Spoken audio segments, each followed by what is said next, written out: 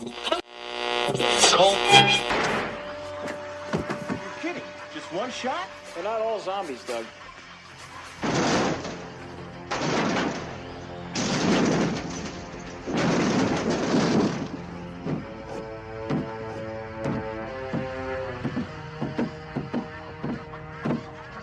How do you fight this thing? Maybe we could drown it in A1 sauce. Well, sometimes that is better. The person you put up there ain't the person that comes back. It's a dance song to get down with. About 6 feet under. Get there. Ooh, I love this song.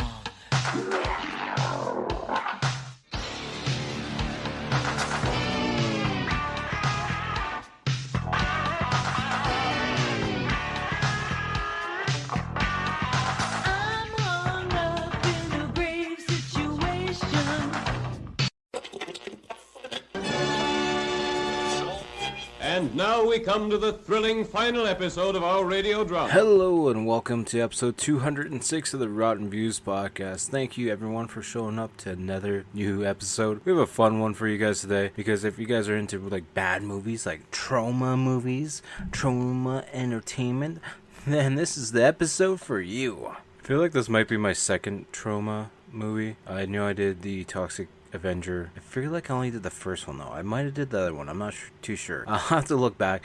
I mean, it's been over 200 episodes now, so I'm kind of not remembering every single episode I've done. I mean, for the most part, I think I can remember most of the movies that I've watched for the podcast. I find enjoyment in pretty much all the movies I do watch because I understand that not all the movies are going to be good, but a lot of people did actually put effort and time into these. So I like to try and find the good in most of these movies. I know there's some that I've absolutely just hated and still gave a fairly decent score because I try to just grasp on anything that catches my eye or catches my attention that I can appreciate. But of course, anyone who knows me well enough knows I love bad movies. One of my favorite movies is Maximum Overdrive. It's cheesy as hell, but I love it. I just think the concept is so fun. It's the only movie that Stephen King has directed, and he says he's never going to direct a movie ever again. He also doesn't remember directing that movie just because he was on so much of that white stuff all the time. So that's a fun ride, I'm sure. But we're not talking about Maximum Overdrive. If you want to listen to that, that's episode 1. I wouldn't recommend going to there because the podcast has changed a lot since then. Hopefully it's gotten better. I think it's gotten better. I hope so, at least. I hope we are improving each and every single week. Before we keep ranting and raving, let's do a little bit of housekeeping at this point in time. Housekeeping? Don't think you're sleeping. Housekeeping? Could you come back in an hour? Housekeeping, you want towel? More towels. Need sleepy. Housekeeping, you want lint for pillow?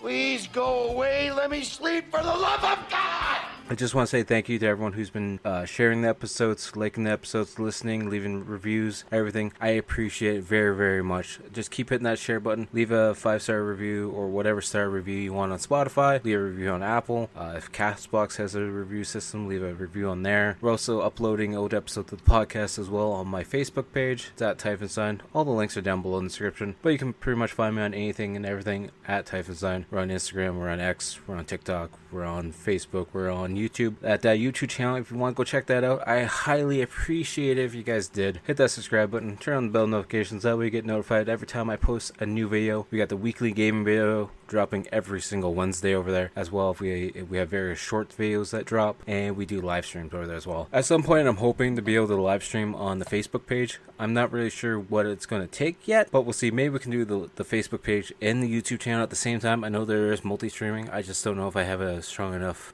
laptop device and everything to make it work properly. I'm not too tech savvy on that part of things yet. I got the one stream set up down pat, kind of, I guess. You know, it's nothing great by any means, but it works for me, so that's the main thing. But yeah, if you guys want to keep in touch at all, just leave some comments or whatnot, or just chat in general. The best thing to do is probably hit up the Facebook page or the YouTube channel, leave comments on the videos, or if you want to follow the Instagram page as well, that works as well. So hopefully I'll hear from you guys soon. I appreciate it. I appreciate you guys so much for coming back each and every week. I know I say a lot, but I actually do. I enjoy doing this content and having other people enjoy it. I mean, I do it for myself just because I love movies so much, and I love talking about these movies and watching movies I haven't seen before. So this is just like an outlet for that, but I do enjoy that other people enjoy the content as well, because it makes me feel like I'm doing something good. But yeah, enough about that. Today's movie is Sgt Kabukiman N.Y.P.D. It's from 1990. It's a comedy action movie, and it's by Troma Entertainment. I mean, what more do you really need to know? It's a Troma movie, and the name alone says it all. It's going to be a fun, wacky movie, so hopefully you guys enjoy it. The description for this one, as read on IMDb: a streetwise New York police officer transforms into the world's most unusual superhuman hero. This movie has two directors, Lloyd Kaufman and Michael Hers. I mean, do we really need to talk about Lloyd Kaufman? You probably know about him already, but you know, he's best known for being the producer for 1984's The Toxic Avenger.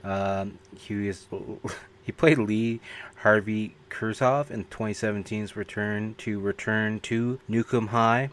He was also Prospero in 2020's Shakespeare Shitstorm. He was also the producer for 1988 Troma's War, among other things. You know, pretty much anything Troma is Lloyd Kaufman, of course. Then we jump over to Michael Hers. He's the producer for 1984's The Toxic Avenger. He's the producer for 1988's Troma's War. He's the producer for 1989's The Toxic Avenger Part 3. He was the producer for also Sgt Kabukiman N.Y.P.D. and pretty much everything else. He was also the producer for the 2023 Toxic Avenger, which I don't think actually came out in 2023. I think it's still on pre-production, is it not? I'm pretty sure it is. This movie also features three writers, one of them of course being Lloyd Kaufman, the other one being Andrew Osborne and Jeffrey W. Sass. First one we're going to talk about is Andrew Osborne, who funny enough is the writer for the TV series Cash Cab. He was also the writer for 1996 Apocalypse Bop. He was also the writer for 1997's Behind Enemy Lines. Then we're going to jump over to Jeffrey W. Sass, who was the producer for 1994's Class of Nukem High Part 3. He was the producer for 1988's Troma's War. He was also the producer for 1993's The Troma System. And he also was an associate producer for 2022's short Two Fairies in Quarantine. That sounds stupid, but whatever. We'll go with it. He's in the Troma business, so what do you expect? They do wacky stuff. I mean, we could talk about the actors, but there's no one that's really going to catch our attention, to be honest. We have our lead, who's played by Rick Ganassi, who's, of course, plays Harry Griswold, Sgt Kabukiman in this. He's Matt Riker in 1987's Mutant Hunt. He was in an episode of Star Trek Voyager. He has a bunch of one-off episodes in various TV shows throughout the years, but nothing too iconic, let's say. That's of course not to say that he's a bad actor or anything by any means. It's just, you know, he hasn't had any substantial roles, in my eyes at least. And the next person we can talk about is Susan Bunyan. I don't know if that's how you pronounce the last name, but she plays Lotus in Sgt Kabukiman. She was also in an episode from 1996 of Mr. and Mrs. Smith. I didn't know that was a TV show from back then. And then she was also Diana in 1994's Deadly Target, but again, nothing too crazy. Her last acting role was actually in 1998. So the tagline for this movie is Fatal Sushi, Lethal Chopsticks, and as American as apple pie. This movie has a 5.7 out of 10 on IMDb and 57% on Rotten Tomatoes. 84% of Google users have liked this film. And as for that, there's not really too much other information that's sticking out, like there's nothing about the budget or whatnot. So we're probably going to jump right into the movie at hand. So as always, if you don't want to be spoiled on a movie that came out in 1990, feel free to just pause the episode now. Go watch it. You can watch it for free on YouTube. You can watch it on Plex. I'm sure there's the Troma app if you want to watch it on there as well. I don't have the Troma app, but I'm pretty sure probably they have all their movies on there. That would make the most sense, right? But yeah, go watch there, and then, you know, hopefully you'll come back to listen to this podcast because we need you here, and I appreciate you if you did come back. But that's your final warning, so I don't want you guys being, you know, upset if you guys get spoiled on stuff that happened in a movie from 1990. If this happens to be your first episode, I thank you very, very much for showing up. What we do is we talk about the movie from start to finish and hit all the points in between that interest us. So that's why I'm giving you a warning now. If you don't want to be spoiled, you know, feel free to pause it and then come back. But if not, you know, just get some popcorn, some Doritos, whatever snack it might be. Just sit back, relax. Either I'll make you want to watch this movie afterwards, or you'll just be like, it's good. I don't need to watch it because the description and hearing about it is enough. But as always, make sure, hopefully you're comfy, relaxed. If you're at work, hopefully this helps you get through your day. And if you're listening to it in the car, keep your eyes on the road, okay? Safety first at all times. We don't need any more accidents, okay? The world's already messed up enough as it is. Alright? Anyways, let's get started on the movie at hand. Presents Saturday Night at the Movies, the television series which each week brings you the finest in recent motion pictures. Tonight,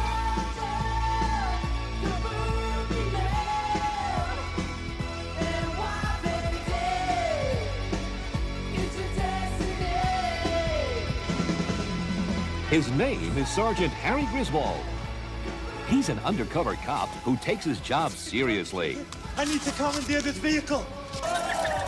And he's always careful. Crime is at an all-time high. And to make matters worse, an ancient prophecy has unleashed an unbelievable evil spirit. And Griswold is caught in the middle of the crossfire. Strange things begin happening all around him, and even stranger things begin happening to him. A regrettable twist of fate has chosen you as a recipient of amazing supermortal powers. He is crazy. He is confused. And he is turning Japanese. Can't believe this. I'm eating smelly dead fish, and I'm loving it. But raw fish is chopped liver compared to the wild adventure that is about to take over Griswold's life. He becomes Sgt Kabukiman N.Y.P.D. able to leap tall muggers with a running start.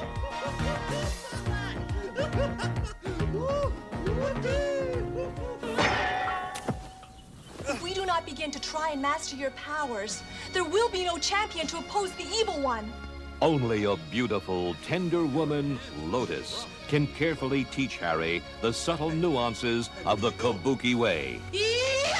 She becomes his gentle, sensitive sensei. She trains him in the proper use of Kabukiman's amazing arsenal of high-tech super weapons, heat-seeking chopsticks, computerized 16-byte sushi, futuristic flying footwear, bulletproof gale force fans, and pyro-projectile parasols. He is a one-man army of awesome Oriental artifacts. He is Sgt Kabukiman N.Y.P.D. This guy in the bathrobe is a real hero. Real New York hero, huh? Yeah. And of course, he's a real New York lover, too. Meanwhile, crime is still running rampant.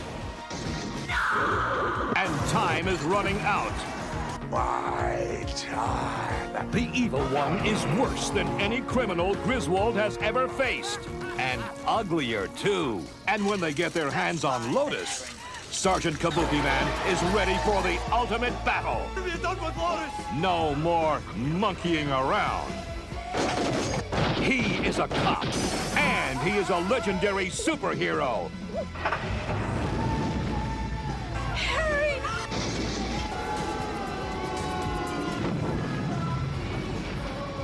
He is America's first accidental Oriental crime-fighting hero. His name is Harry Griswold, but you can call him Sgt Kabukiman N.Y.P.D. Who are you? I'm Kabukiman. Right now, the movie starts out with that classic Troma team release scene where we see New York City, we see the red background, we see Lloyd Kaufman, Michael Hurt's name come up, and then we see, this Kabuki-style face paint warrior, praying, doing his little ceremony as the intro credits are starting to play. And we see the guy and the girl talking to the ancients and about the dragon rising and the monkey and the tiger rising, and that the evil one will rise and reign supreme, and that there's only one being that can come back and save save everyone, the chosen one. We're now cut in the daytime as New York City. There's a bunch of homeless people on the sidewalk, just trying to get through the daytime. And we see this short person walking a dog. And it threw me off for a minute because it's a Great Dane. I'm like, wow, that's a really big dog. It's like, no, actually, that's a really short person. And then we see two guys doing some coke off the back of their car in broad daylight on like a main street. It's no big deal, right? Anyways, we're outside Midland Towers. And apparently the short guy wasn't able to bring his dog in because the guy at the front door that's opened the door, he's literally just standing out there holding the door for everyone to walk in as he's holding this giant ass Great Dane. And then we cut to this guy who's walking up to these two kids in a room, and he's got a big ass blonde wig on, but then he's also got this big knife. And then we just see, a little stab motion, and then next thing you know, he's walking into this room where this girl's and this guy are, making love, let's say, and he's just smiling with the knife, and it's all bloody now. And then next thing you know, we see her screaming, and we see the guy with the blonde wig just stabbing this Asian guy. He's like, bye-bye, Kabukiman, as the knife goes right through him. And then we just see him, like, crawling up against the night table as he's, trying to rub at the Kabukiman painting. And then the guy in the wig just throws the girl out the window, and she lands on the roof of that car that the guys are doing the cocaine off of. Sorry, she doesn't actually land on the roof of the car. She lands on the one guy who just got the car. And then everyone's just like, oh my, you just had a naked lady fall on you. Then the music starts pumping up, and it's now nighttime in New York City. We see the Kabukiman font come up across the screen, and we see Harry Griswold giving this homeless guy some money, being like, hey man, here, take this, get yourself something nice. And then he's walking down the street, and some hookers start, grabbing at him. He's like, no, I don't want anything right now.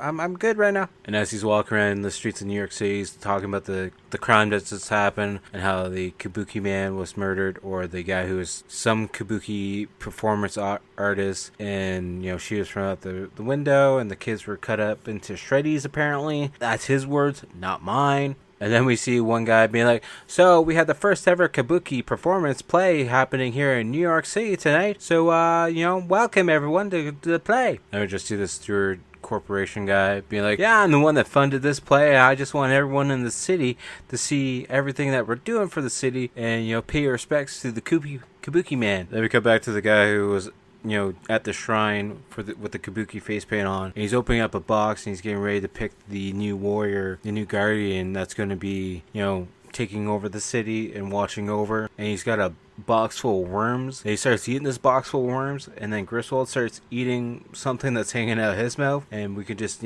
tell that Griswold's going to become the one to become the Kabukiman. Then we see Griswold showing up to the Kabukiman Japanese play. And he's like, I have no idea what I'm getting into. I just know the men dress up and look fancy and funny, make funny sounds, so I'll just watch it because my sergeant said I have to. And at this Kabuki play, they're playing poker by the looks of it, with giant ass oversized playing cards. And the old man with the Kabuki face paint that was doing the shrine ritual and eating the worms is actually coming out on the play, because apparently he's one of the cast members of this play, and he's looking around the crowd as he's doing some weird sounds while holding his nose. And then we cut to Griswold, who's eating a bag of chips while sitting down and watching the play, and the girl beside him's like, would you stop that? That's really annoying. So then out of nowhere, one of the guys playing poker on this Kabuki play grabs an AK and starts shooting the old guy, and then his granddaughter starts screaming. And then another guy who's not in makeup pops out of the floor and starts shooting the other Kabuki warriors, and all these gunshots are going all over the place, blood's going all over the place, and the crowd's just laughing it up because they just think it's part of the play.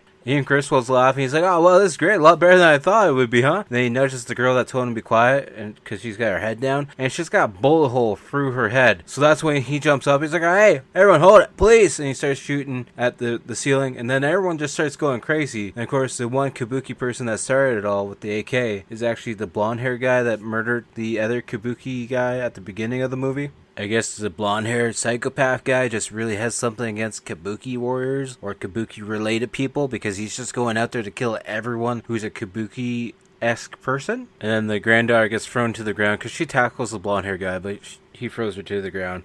And then he's telling one of the other guys to shoot her. And then Griswold rolls into the scene and literally shoots that guy in the dick. And she's like, what are you doing? She's like, I just saved her. I just saved your life. What do you expect here? So then she tosses him off. And of course he lands right in front of her grandfather. Then the grandfather starts to glow green and literally locks his lips onto Griswold's lips and starts sending the worms into his mouth, and he is transferring the Kabuki warrior over to Griswold. So he essentially becomes the chosen one by mistake, more most likely. I'm assuming they probably want somebody a little bit smarter, but it is what it is. Then we see Griswold running out of the play area, and he's falling down the stairs, and we can see his face is starting to be painted with the Kabuki Warrior face paint. And then he gets up with his gun after falling to the ground face first, and he starts shaking, and he slowly starts changing into the Kabuki Man, and then next thing you know, he's got a Chinese or Japanese robe on. He's like, oh, okay, alright, well, first off, I'm kissed by a guy, and now I'm wearing a dress. This is a great night. And then we see the granddaughter inside the theater, crying over her dead grandfather, and the news reporter is just like, so how did it feel watching your grandfather being mowed down by psychopaths? Did it feel good? Huh? How'd it feel? And then we see Griswold running into the scene, crashing through like a curtain thing, and having his gun out, being like, freeze! And then Officer Bender, or Captain Bender, comes over. He's like, yeah, what are you doing? And then we see the guy that was actually putting on the play, though, the fancy business guy. He's actually in business with the crazy psychopath with the long blonde hair. He's like, why would you do this at the play, huh? Now I'm gonna have to clean up your mess. You know that, right? And then the Reverend Snipes comes in to do some other business with him, and it's like, okay, so what's going on with the city at this point in time? Apparently the Reverend has some finances that he needs to get covered, and apparently he's not running at a charity, and he's telling whatever the other guy's name is, he's like, I can tell my people to stop going to your fast food services, and that will really affect your bottom line, now wouldn't it, huh? And Skipper, I guess that's Reginald Stewart, that's the fancy white guy. His nephew comes in, because apparently his nephew was supposed to be bailed out sooner, and I guess he was in the holding cell too long. He got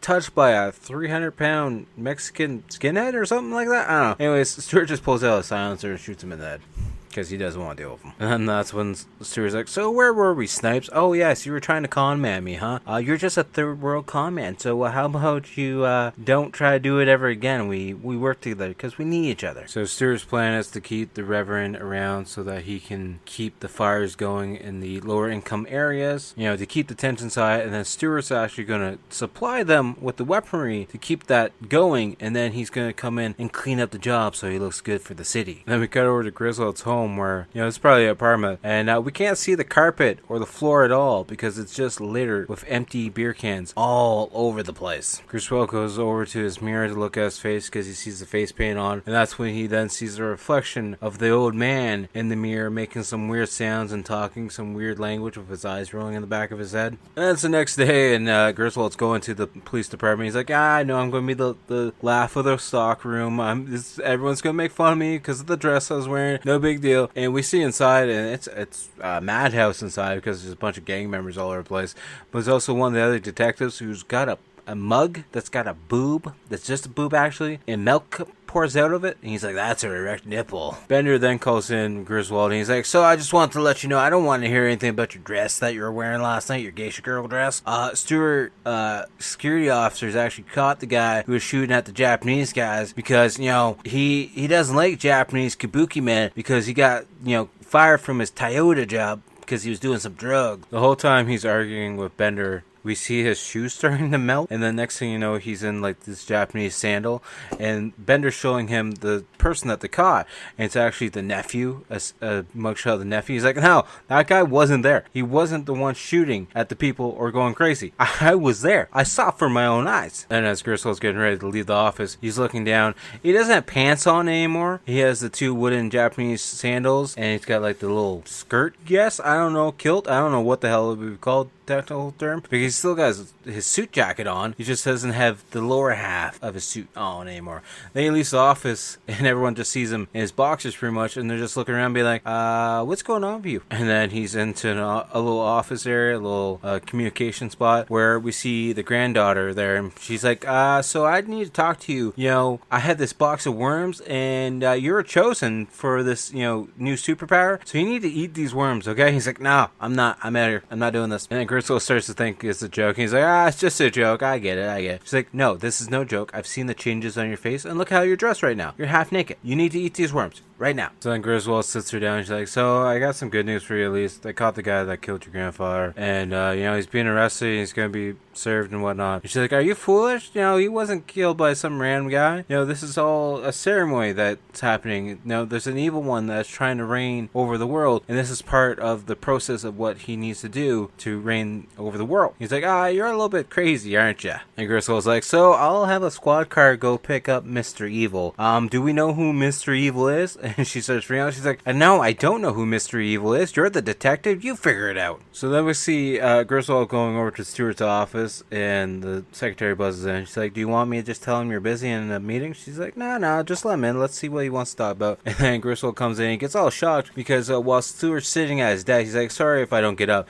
It's because we just see a girl's head bobbing up and down. We can assume what's happening there, and it's throwing Griswold off. He's like, yeah, so about what happened there. Apparently your security guards got somebody, you know, got the victim there, or the suspect. And then out of nowhere, there's a Tokugawa samurai sword displayed on one of Stewart's tables. And out of nowhere, Griswold knows the exact information all about it. And Stewart's like, well, yes, you're actually correct. How did you know that? He's like, I don't know. How did I know that? So then Stewart lets Griswold hold the knife, and he goes a little bit crazy. He gets a little bit loopy. You know, pulls the sword out of the sheath. I think that's a proper term for it. And starts pointing at Stewart, and then Stewart has to snap him out of it. And the next thing you know, Griswold turns the sword, like stabs one of the guy's couches or chairs. And then next thing he's pulling that sword out of that chair, destroys one of the statues. He's like, oh, sorry about that. Hopefully that wasn't anything important. And then we see Griswold, you know, getting ready in the park to meet up with, I think her name is Connie. She's a secretary at the police office, or sheriff's office, detective's office, whatever you want to call it.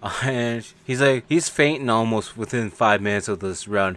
He's like, you usually do this like every single day to yourself? She's like, well, I usually do 10 miles, but sitting here with me, we'll probably just do 3 miles. We gotta save our energy for later, you know? And then we find out that Connie's, you know, got some information on Snipes, and she's gonna bring him down. And then next thing you know, we see Connie taking off on her own through her run. And then she gets surrounded by some thugs that apparently know that she's, you know, on to Snipes, and they want to take her out. And then she starts fighting them off one by one. There's like this big hulking guy, and she like sacks him. And then she starts punching all the other people, and they're like just kicking their ass. And then she just runs off. As she's running through the park, she gets tackled by another group of people. And then out of nowhere, you know, they're pulling out her shirt and everything. And this whole time, Griswold is sitting up against the lamppost, you know, eating a donut, sipping some coffee, you know, just relaxing because he's too tired to keep up with the run. That's why she was running by herself at this point in time. Griswold hears her screaming as she's getting, you know, taken away, and Griswold's trying to chase after them, but he keeps falling it every like 2 seconds. And then he gets to where they are, and then this guy jumps out of a tree and tackles him, and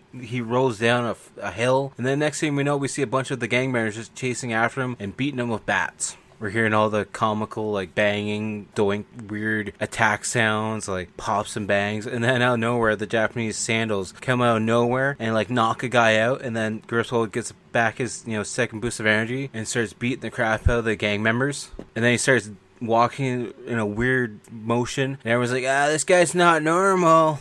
Then out of nowhere, the back of his jacket opens up, and he gets surrounded in this like tarp-looking material, and it starts changing him, and everyone just watches, and they're all confused as to what's going on at this point in time. And we see various shots of him transforming and changing into the Kabuki Man, and he's confused as to what's happening, because he starts feeling his hair as his hair starts to grow out, his chin grows out a little bit, top of his hair starts to grow out, and there's like a point, and he's kind of screaming in pain, a little bit confused, a little bit worried as to what's going on. And then we see him in the full Kabuki Man attire, and everyone's looking on shocked and being like, what happened to him?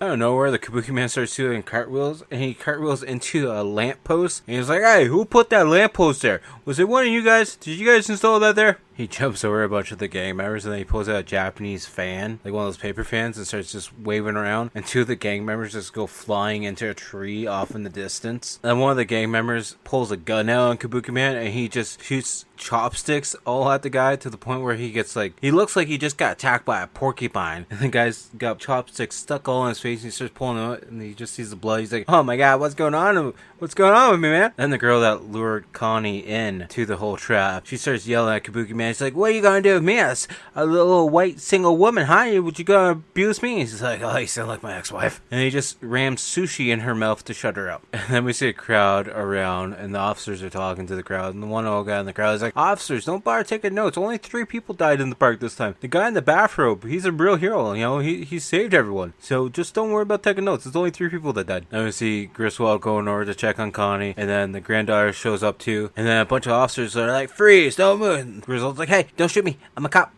Just don't shoot me. And one of the officers like, I heard about this Griswold guy walking around with makeup and dress and stuff on. And he's like, show me your shield. And then Griswold's like checking his suit, trying to find the shield, find some chopsticks. And he finally finds it. And then one of the gang members that's getting arrested is like, yeah, that's the guy that kicked our ass. He mean. And then we see Griswold out with the granddaughter for dinner, and they're at an Italian restaurant, and apparently he orders some raw fish, and the waitress just comes out and throws down a plate with a dead fish on it, not cooked or anything. He's like, I've been really craving raw mackerel. And then we see Reverend Snipes on the TV channel be like, your news cameras wouldn't be around at all if it was children of privilege that were being attacked, and not these gang members that are less privileged and just trying to make ends meet, living on the streets. And then Stewart is in his office watching the whole TV thing. He's getting pissed off because Snipes' guys didn't do a good enough job, and he's ordering Rembrandt, the blonde wigged killer guy, to go finish off the job because he wants Connie dead. And then next thing we know, we see Connie in her hospital bed, and then we see Rembrandt in a doctor outfit, and one of the nurses comes in. She's like, hey doctor, how's it going, huh? And Dr. Rembrandt walks off, and the nurse is looking at it. She's like, oh, I guess you're not doing that well, huh? That's a lot of morphine. I guess the doctor knows best, huh?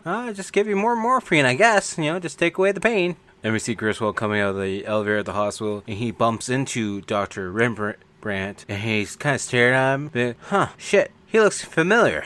And then everyone in the hospital starts freaking out, and then we see everyone running to Connie's room, and one doctor's like, what are you doing here? You're supposed to give her aspirin. Holds up Connie's arm, and it just drops to the side of the bed. He's like, she's dead now. You're just supposed to give her aspirin. What were you doing? Why did you give her more drugs? It's just aspirin. Just aspirin. That's all she needed. She just had a headache. Now she's dead. Then we see Griswold trying to talk to Bender, trying to convince him that the guy that was at the play was also seen at the hospital, and that's why Connie is dead. And it's kind of weird and funny, don't you think, that they would mix up Connie's medical chart, and she was just supposed to get aspirin, and now they ended up giving her too much drugs, and now she's dead. Then Bender starts freaking out, and Griswold, he's like, I got sergeants up my ass because they think I have a rogue officer going out in makeup and dresses and crap. You need to cut this shit out now if you want to keep your goddamn job. And then Griswold's like, so you're gonna leave Snipes alone then, huh? He's like, get the hell out of my office. Then we see Reverend Snipes giving one of his speeches, boosting up this poor community, being like, I'm not going to question where you got all those watches that you donated to the church to help fund all these poor, young kids, but, I sure do thank you a lot. And then we see Griswold walking in. He gets actually smacked by both church doors as he's trying to walk through them. And everyone in the church just stampedes out the door. And then we have, this Western, standoff scene between Griswold and Snipes. And he's like, Reverend, I got some questions for you.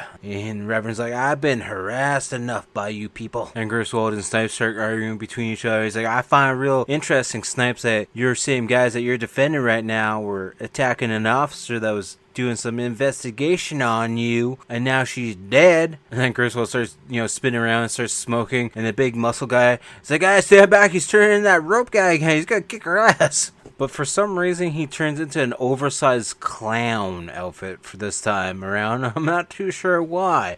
But I guess he doesn't have the full Kabuki power because, he just did some weird chant to get it. And then he pulls out a gun, and the Reverend's like, please don't kill me. I'll give you anything you want. I'll give you women, some drugs, my season tickets to the Giants, whatever you want. And then Griswold goes to shoot him, and the gun just goes bang with the sign coming out of it. He's like, crap. And then he tries to do some karate moves, but nothing actually happens. So then we see Griswold in this giant clown outfit running out, and the whole time he's running, we hear the squeaking shoes sound effects happening in your typical clown suits. Then as he's running down the street to try and get away from the gang members, he steals a kid's tricycle for police, operations. It's funny, this whole chase scene, because now the gang members stole a couple cars, and everything is sped up super fast to the point where Kabukiman almost rides his tricycle into a dump truck or a garbage truck, but then jumps off into a dumpster. Then he looks at the tricycle. He's like, oh, my tricycle's broken. And then he changes it into a unicycle and starts breathing fire. Apparently, the Kabuki Man's really fast on this tricycle unicycle, because he's avoiding all these cars somehow from hitting him. And he's going down alleyways to avoid them, and he's like swerving in between them.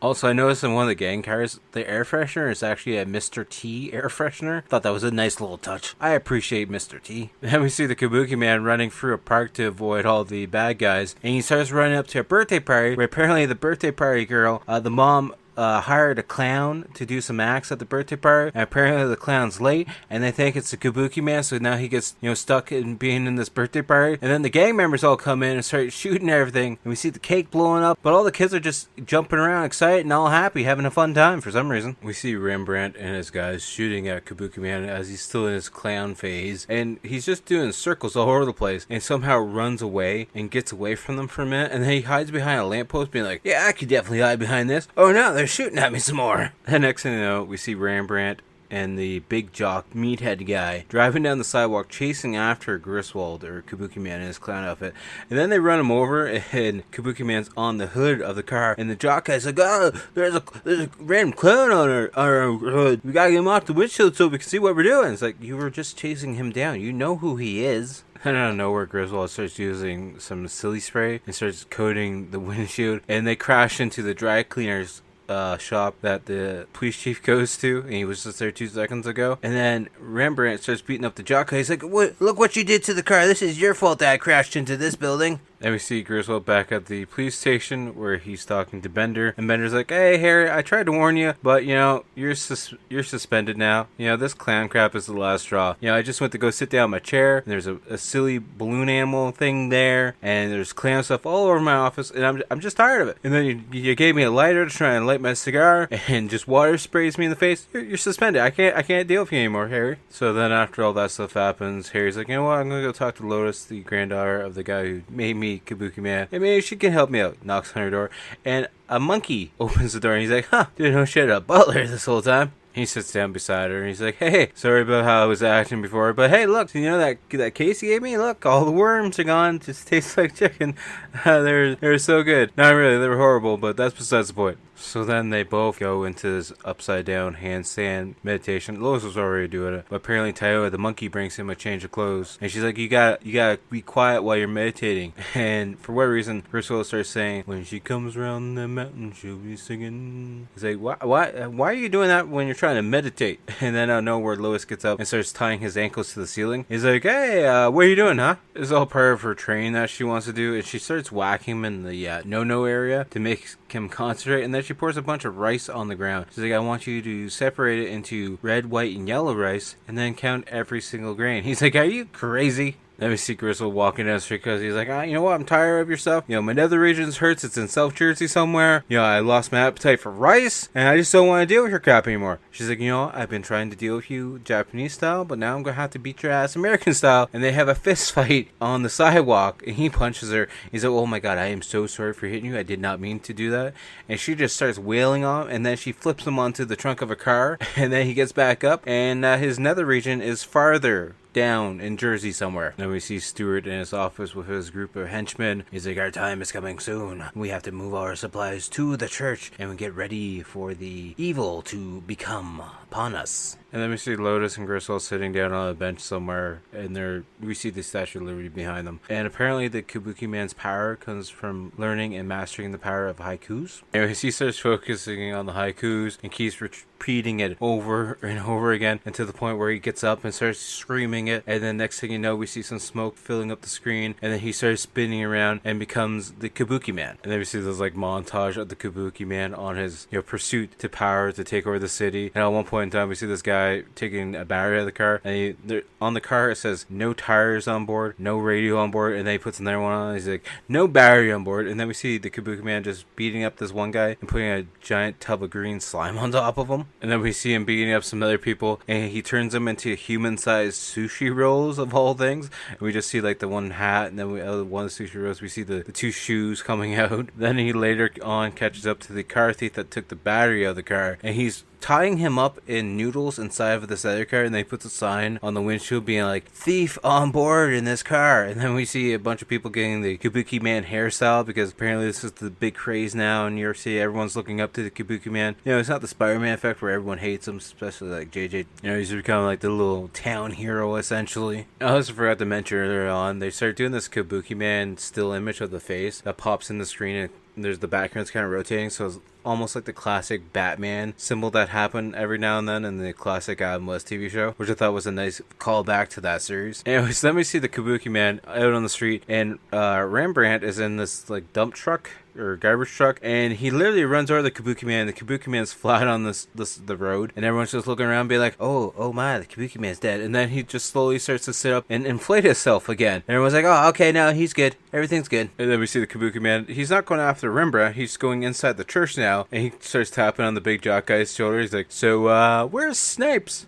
He's like, "Who are you? Please don't hurt me." And then we finally hear what the big jock guy's name is, because he uses his big cell phone to call one of the other gang members. And the gang members looking at his page, he's like, "Hey, it's Jughead, he's in trouble." Yeah, Jughead is his name. Anyways, then Kabukiman pulls out this giant ass camera. He's like, "Smile, you're on Kabukiman camera." He flashes it, and Jugman literally blows up, and all we see is his shoes left. That's it. Nothing else. And then we see Rembrandt and a bunch of the gang members chasing Kabukiman and Lotus up to the roof of the church. And out of nowhere, Kabukiman pulls out a like Japanese umbrella. He's like, What is this?" And then Rembrandt throws a Molotov cocktail at him, and he hits it with the umbrella, and then the umbrella starts going flying, hits one of the other bad guys, and he sets him on fire and just jumps off the roof. And then we see Lois telling Kabukiman, "You know, we gotta jump off the roof." He's like, "Wait, are you crazy?" She's like, "What are you scared of?" And he's like, "Well, I'm scared of breaking my neck, to be honest with you." And the next thing we know, we see Kabukiman flying with Lotus on his back. And she's like, "You gotta fly slowly. You don't have your superhero, flying permit yet. You don't want to get pulled over by the police officers." As Kabukiman's still flying around, he's like, "I feel ill." And Lois is like, "What's the matter?" She's like, "I've never flown before. I usually take the train." She's like, "You're not gonna be ill, are you?" He's like, No, I'll be fine. And then he starts to puke, and he literally pukes over these two shitty lawyers that are talking about,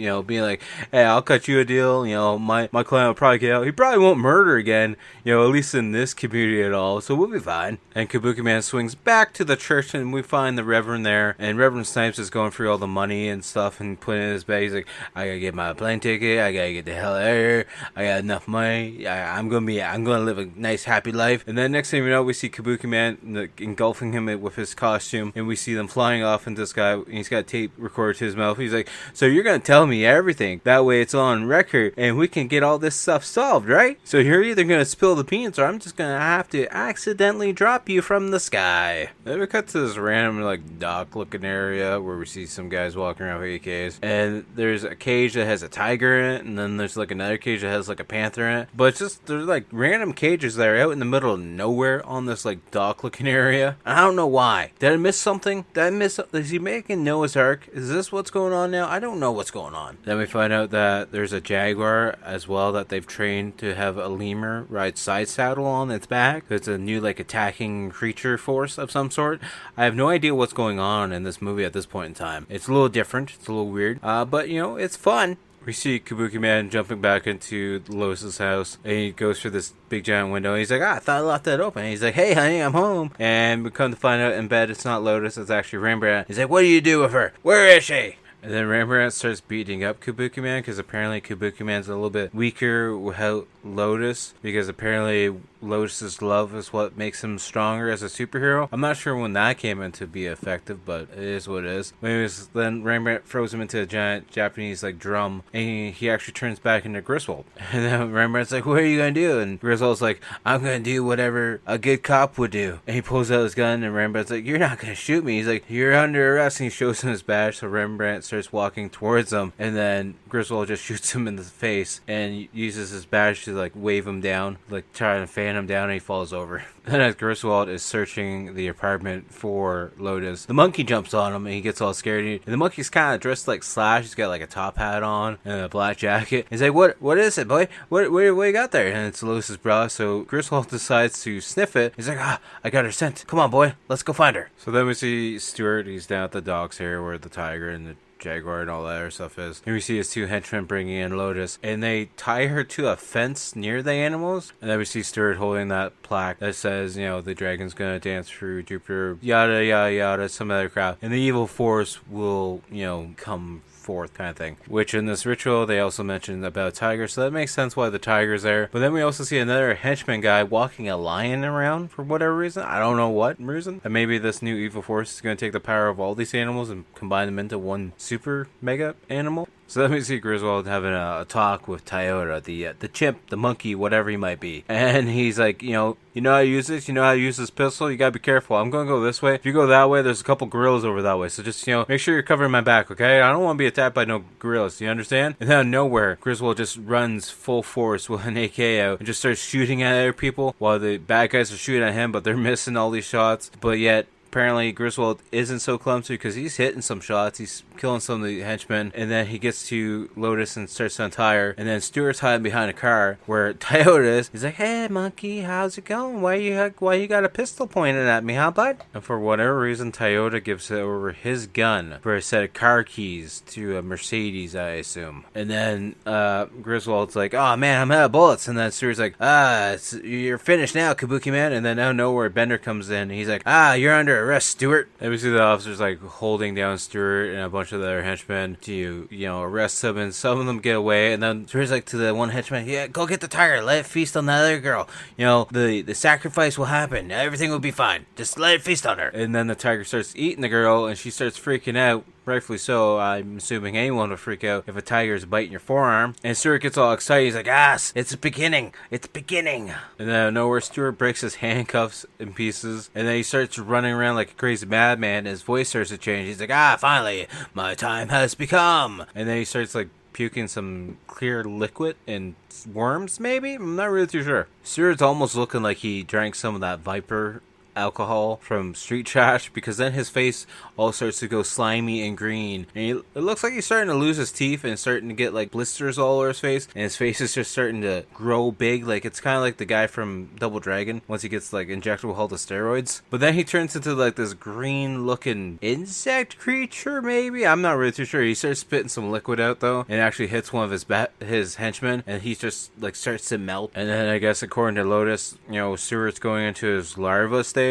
so he can start to evolve and grow faster and bigger. The whole time too, Lotus is trying to wake Harry up because Harry was going to walk to a different section, bumped into the police officer, fell to the ground, and he was knocked out. I guess it's as simple as that, apparently. And then we see Stuart in his final form, I guess, where he's this big monster and he's holding like two severed heads, or maybe the heads are attached to his hands. I'm not really too sure, but he also has a giant green like caterpillar coming out of his crotch area that's looking around all weird and confused as to what's going on. I'm totally confused as to what's going on as well. Kabukiman is now back because all it took was Lotus getting on top of him and start smooshing his face, and he's like, Kabukiman back.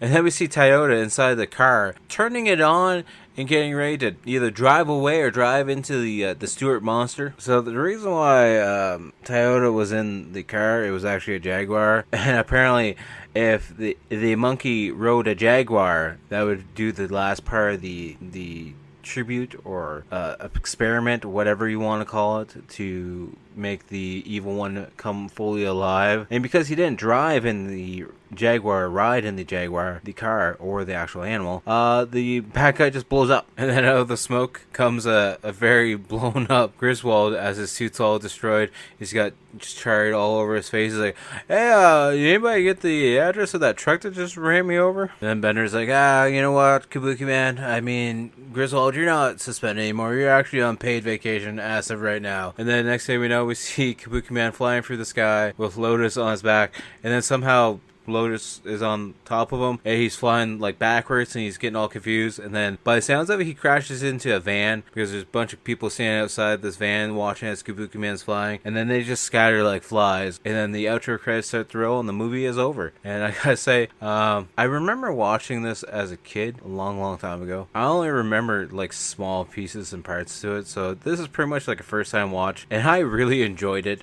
I thought the character is really fun. It's wacky and silly, stupid humor. humor, and that's something I definitely enjoy a lot. So on the Rotten scale of 10, I'm giving this one a solid 7 out of 10. I would definitely watch this movie again. I thought it was really a lot of fun, and definitely I would highly recommend you guys at least check it out once, especially if you're like a Troma completionist. I'm assuming you've already seen this one, which brings us to that point in time where we got to pick what we're going to be watching next week. Alright, so I got what we're going to watch for next week. It's a first time watch. I've seen the trailer for it a couple times. I've never actually fully looked for the movie to watch it before, but I found a free copy on YouTube because, you know, YouTube is great like that. We're going to watch from 1993, starring Alex Winters. We're going to watch Free. I'm hoping that it's a good one. It looks like a fun one. It looks like it's got some good monster effects, some prosthetics. So I'm definitely looking forward to this. Hopefully you guys will check that one out next week. If you guys haven't seen it, like I said, you can watch it free on YouTube. We will be talking about that movie next week. And as always, make sure to check out the outro band, Toronto-based horror band, Blood Opera. All their links are down below. You can find them on SoundCloud, Instagram, Facebook, and Spotify being the main thing. And as always, check out all my links down below at Typhon Sign, pretty much on any and every single social media account out there. You can find me on Instagram, X, TikTok, Facebook, and the main thing being the YouTube channel. So definitely go check out the YouTube channel, hit that subscribe button if you do feel so kindly to do so. We got the weekly game video coming out every Wednesday. We got various shorts over there, old episodes of the podcast, and we also do live streams over there as well. So definitely go check that out. And we also have the Ko-fi link down below if you guys want to go support the page as well. I highly appreciate that. Every little bit helps. But yeah, until next time, I'll talk to you guys all later. Peace.